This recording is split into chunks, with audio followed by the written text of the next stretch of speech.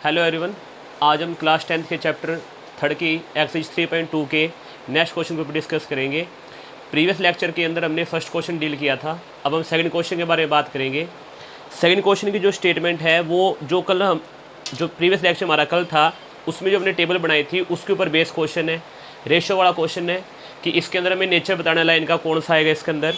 तो second question में कह रहा है कि on comparing the ratio A1/A2, B1/B2 and C1/C2 find out whether the lines representing the following pair of linear equation intersect at a point are parallel or coincident। हमने बताना है ratio के through कि इन तीनों कंडीशन में से ये जो इक्वेशन हमें दे रखी है वह कौन सी कंडीशन को फुलफिल कर रही है। तो सेकंड क्वेश्चन का जो फर्स्ट पार्ट हमें दे रखा है उसकी अगर हम स्टेटमेंट की बात करें तो जो पहली इक्वेशन हमें यहाँ पे दे रखी है वो हमारे पास है 5x माइनस का 4y प्लस 8 इक्वल टू 0। दूसरी इक्वेशन की बात करें तो वो हमें दे रखी है इसके अंदर 7x प्लस 6y माइनस में 9 इक्वल टू 0।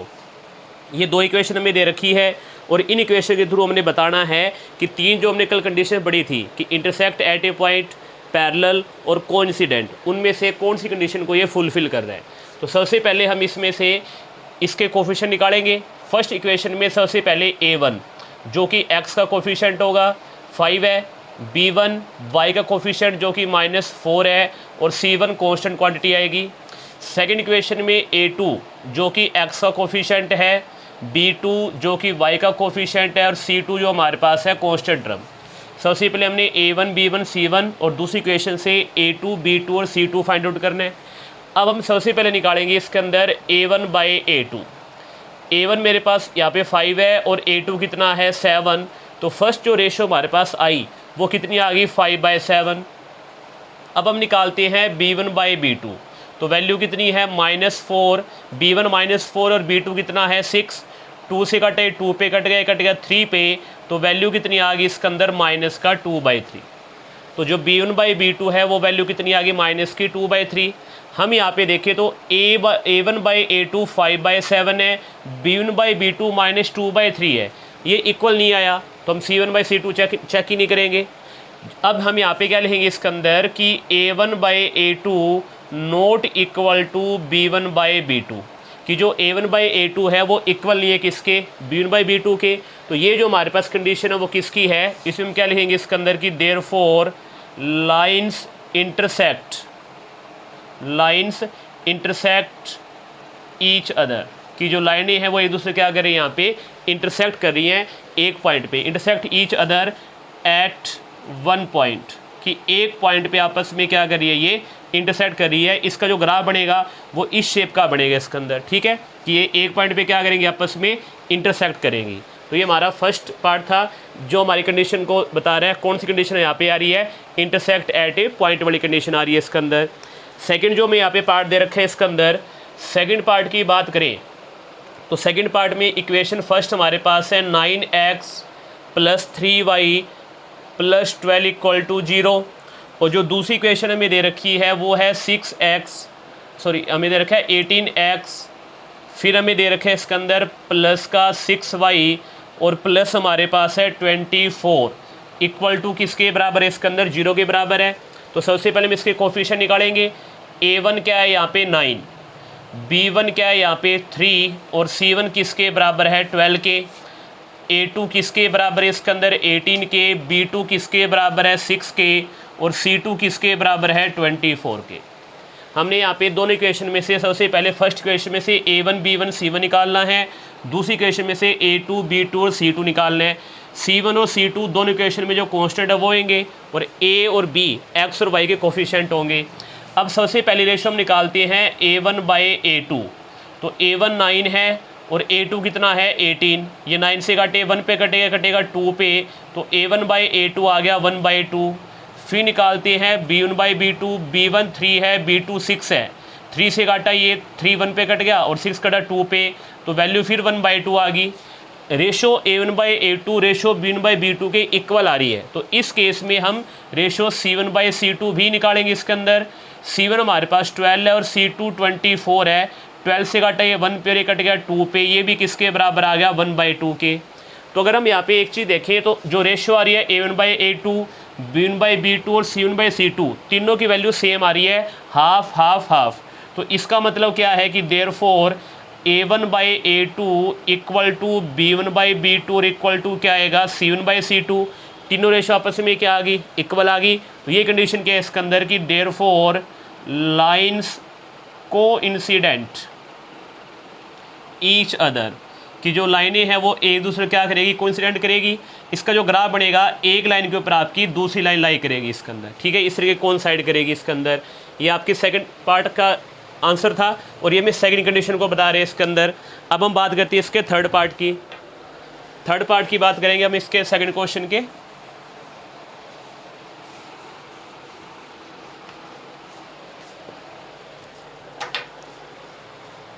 थर्ड पार्ट के अंदर जो में स्टेटमेंट यहाँ पे गिवन है, सेकंड का ही थर्ड पार्ट है ये। पहली जो इक्वेशन हमारे पास है वो है 6x - 3y + 10 = 0 और दूसरी इक्वेशन है 2x - y + 9 = 0। तो हम सबसे पहले a1 निकालते हैं फर्स्ट इक्वेशन में से। a1 x का कोफिशिएंट 6, b1 y का कोफिशिएंट -3 और c1 कांस्टेंट टर्म 10। अब दूसरी इक्वेशन में से a2 x का कोफिशिएंट 2, b2 y का कोफिशिएंट, y कोफिशिएंट यहाँ पे कितना है -1 और c2 कांस्टेंट टर्म हमारे पास क्या है 9। ये माइनस का y का मतलब क्या है, इसका कोफिशिएंट क्या है -1 है। अब हम रेशो यहाँ पे चेक करते हैं इसके अंदर। सबसे पहले निकालेंगे इसके अंदर a1/a2, तो ये कितना है इसके अंदर 6/2, 6 को 2 काटे कितना आएगा इसके अंदर 3। फिर निकालेंगे b1/b2, b1 -3 है, b2 -1 है, माइनस से माइनस कट, ये भी कितना आ गया 3, दोनों रेशो इक्वल आ रही है। तो अब हम क्या निकालेंगे इसके अंदर c1/c2, c1/c2 निकाला वो कितना आया इसके अंदर 10/9। तो हम क्या लिखेंगे कि देयरफॉर a1/a2 तो इक्वल है b1/b2 के, बट इक्वल नहीं है किसके, c1/c2 के, कि पहली दो रेशो तो आपस में इक्वल है बट थर्ड रेशो इक्वल नहीं आ रही। तो ये कंडीशन किसकी है, हम क्या लिखेंगे इसके अंदर कि देयरफॉर लाइन्स आर पैरेलल, कि लाइनें जो है आपस में वो क्या हैं, पैरेलल हैं। ये आपका आंसर होगा। तो इस कंडीशन में ग्राफ आपका इस तरीके से बनेगा। एक एग्जांपल दे रहा हूँ, ग्राफ आपका पैरेलल बनेगा, वो लाइनें ऐसे भी हो सकती है, इस तरीके से भी हो सकती है इसके अंदर। नेक्स्ट हम बात करते हैं इसके अंदर क्वेश्चन नंबर 3 के बारे में। थर्ड क्वेश्चन का फर्स्ट पार्ट, थर्ड क्वेश्चन में कह रहा है ये कि ऑन कंपेयरिंग द रेशो को हमने फिर कंपेयर करना है a1/a2, b1/b2 और c1/c2 को। Find out whether the following pair of linear equation are consistent और इनकंसिस्टेंट। अब हमने बताना है कि कौन सी पेयर ऑफ लाइन कंसिस्टेंट है और कौन सी इनकंसिस्टेंट है। कल जो हमने टेबल की थी, कंसिस्टेंट की दो कंडीशन थी, कब, जब यूनिक सोल्यूशन था और इनफाइनाइट मैनी सोल्यूशन था, और इनकंसिस्टेंट की सिर्फ यही कंडीशन होती है कि जब लाइनें आपस में क्या आएंगी, पैरेलल। बाकी दोनों कंडीशन में लाइनें क्या होंगी इसके अंदर, कंसिस्टेंट होगी। तो हमें यहाँ पे पहला जो फर्स्ट पार्ट हमें यहाँ पे दे रखा है वो हमें दे रखा है 3x + 2y = हमारे पास है 5। नेक्स्ट हमें दे रखा है इसके अंदर 2x - 3y = किसके बराबर है 7 के। अब हमने बताना है कि ये जो पेयर ऑफ लीनियर इक्वेशन में दे रखी है वो कंसिस्टेंट है या इनकंसिस्टेंट है। सबसे पहले हमने क्या करना है कि जितने भी हमने पीछे सेकंड क्वेश्चन के पार्ट किए थे सभी में इक्वल में 0 था, यहाँ पे इक्वल में दोनों इक्वेशन में कांस्टेंट है। तो सबसे पहले आपने क्या करना है, इक्वल के अंदर 0 लेकर आना है, सारी टर्म को आपने लेफ्ट हैंड साइड के अंदर आपने इसके अंदर अरेंज करना है।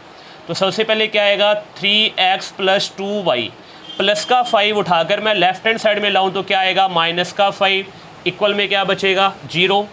सेम इस तरीके से इसमें क्या आएगा 2x - 3y प्लस का 7, इधर आए क्या बनेगा -7 = क्या आएगा 0।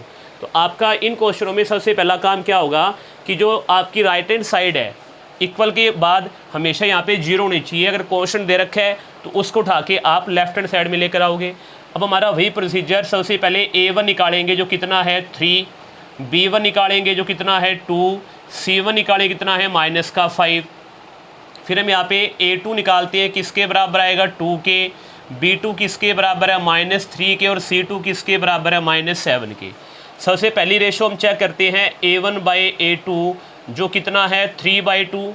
फिर चेक करते हैं b1/b2 जो कितना है 2/-3। अब ये जो रेशो पहली है वो 3/2 है और ये 2/-3 है, इक्वल ही नहीं हुआ, और साथ में माइनस है और ये टर्म प्लस से टर्म क्या है माइनस, इक्वल नहीं है, तो हमें C1/C2 चेक नहीं करना। हम यहाँ पे क्या लिखेंगे इसके अंदर कि A1/A2 not equal to B1/B2, तो हम क्या लिखेंगे इसके अंदर कि therefore pair of line are consistent, कि जो मैं यहाँ पे लाइंस की पेयर दे रखा है वो क्या है यहाँ पे कंसिस्टेंट है, क्योंकि इस कंडीशन में यूनिक सोल्यूशन होता है, एक सोल्यूशन निकलता है, जहाँ पे एक सोल्यूशन निकले या मैनी सोल्यूशन निकले वो लाइनें आपस में क्या होती है इसके अंदर कंसिस्टेंट। तो फर्स्ट पार्ट का आंसर क्या आएगा आपका कंसिस्टेंट आएगा इसके अंदर। अब हम मूव करते हैं इसके अंदर सेकंड पार्ट की तरफ। इसके सेकंड जो पार्ट हमें यहाँ पे दे रखा है, सेकंड पार्ट के अंदर स्टेटमेंट हमें दे रखी है 2x, वैल्यू में दे रखी है 2x - 3y इक्वल टू 8, फिर हमें दे रखा है 4x - 6y इक्वल टू 9। अब हमारा वही काम सबसे पहले कि इक्वल में हमें 0 बनाना है, तो 2x - 3y प्लस का 8 इधर आके माइनस का 8 होगा, ये 4x - 6y प्लस का 9 इधर आके माइनस का 9 होगा। तो अब वैल्यू क्या आएगी A1, x का कोफिशिएंट क्या है 2, B1 y का कोफिशिएंट -3 और C1 कितना है -8, A2 किसके बराबर है 4 के, B2 -6 के और C2 किसके बराबर है -9 के। अब सबसे पहले रेशियो हम चेक करते हैं A1/A2, जो आएगा 2/4, 2 से कटा 1, ये कट गया 2 पे, वैल्यू कितनी आ गई 1/2। फिर रेशियो निकालते हैं B1/B2, B1 -3 है, B2 -6 है, माइनस से माइनस कटा 3 से कटा 1, 6 से कटा 2, वैल्यू आ गई 1/2। फिर निकालेंगे C1/C2 -8/-9, माइनस से माइनस कटा, ये आ गया 8/9। तो पहली जो रेशो है A1/A2 वो दूसरी रेशो की तो इक्वल है, बट थर्ड रेशो इनकी इक्वल नहीं आ रही, तो हम क्या लिखेंगे इसके अंदर कि यहाँ पे कंडीशन क्या आई कि A1/A2 इक्वल है B1/B2 के, बट नॉट इक्वल किसके है C1/C2 के। तो हम क्या लिखेंगे इसके अंदर कि therefore pair of lines are inconsistent, ये हमारे पास क्या है इनकंसिस्टेंट है, क्योंकि ये कंडीशन किसकी है पैरेलल की, और पैरेलल की कंडीशन के अंदर कोई भी सॉल्यूशन हमारे पास नहीं निकलता। तो जिन लाइनों का सॉल्यूशन नहीं निकलेगा वो हमेशा क्या होगी इनकंसिस्टेंट हमारे पास होगी। तो ये आपका सेकंड पार्ट था। अब हम बात करते हैं इसके थर्ड पार्ट के बारे में। थर्ड पार्ट के अंदर जो हमें यहाँ पे स्टेटमेंट गिवन है थर्ड पार्ट की, वो हमें यहाँ पे दे रखी है इसके अंदर 3/2x, पहली इक्वेशन है 3/2x plus 5/3y equal to हमें दे रखा है 7। दूसरी इक्वेशन है 9x माइनस का 10y इक्वल टू किसके बराबर है 14 के। ये वैल्यू में दे रखी है, पहली इक्वेशन है 3/2x plus 5/3y equal to 7, दूसरी इक्वेशन है 9x minus 10y equal to 14। अब सबसे पहले इन दोनों का एलसीएम लेते हैं। एलसीएम कितना आएगा 6, 2 से 6 कटा 3, 3 की 3 से मल्टीप्लाई 9x, 3 से 6 कटा 2, 2 की 5 से मल्टीप्लाई 10y इक्वल टू 7। अब ये 6 7 से मल्टीप्लाई करेगा तो 9x plus 10y equal to कितना आ गया 42। अब वैल्यू क्या बनेगी 9x प्लस का 10y, 42 इधर आके माइनस का 42 इक्वल टू 0 होगा। और ये इक्वेशन अगर मैं अरेंज करूं तो 9x माइनस 10y प्लस का 14 इधर आके क्या होगा माइनस का 14 इक्वल टू 0। अब हम रेशो निकालते हैं A1 कितना है 9, B1 यहाँ पे कितना है इसके अंदर 10 और C1 कितना है माइनस का 42। A2 किसके बराबर है 9, B2 किसके बराबर है -10 और C2 किसके बराबर है -14 के। रेशो चेक करते हैं। सबसे पहले A1/A2 9/9, ये कट के कितना आएगा 1। फिर चेक करते हैं B1/B2 10/-10 कट तो गया बट कितना आ गया -1, क्योंकि नीचे यहाँ पे क्या है माइनस है।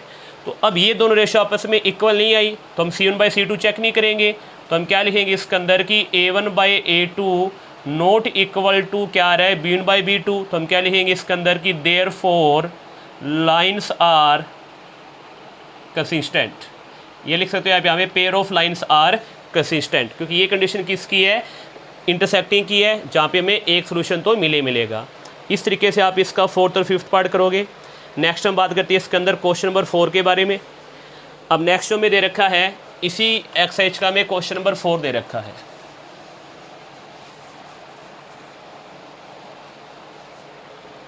फोर्थ क्वेश्चन के अंदर स्टेटमेंट में कह रहा है कि which of the following pair of linear equation are consistent और इनकंसिस्टेंट। बताना है कि जो पेयर ऑफ हमें यहाँ पे इक्वेशन दे रखी है उनमें से कौन सी तो पेयर ऑफ इक्वेशन हमारे पास कंसिस्टेंट है और कौन सी हमारे पास इनकंसिस्टेंट है।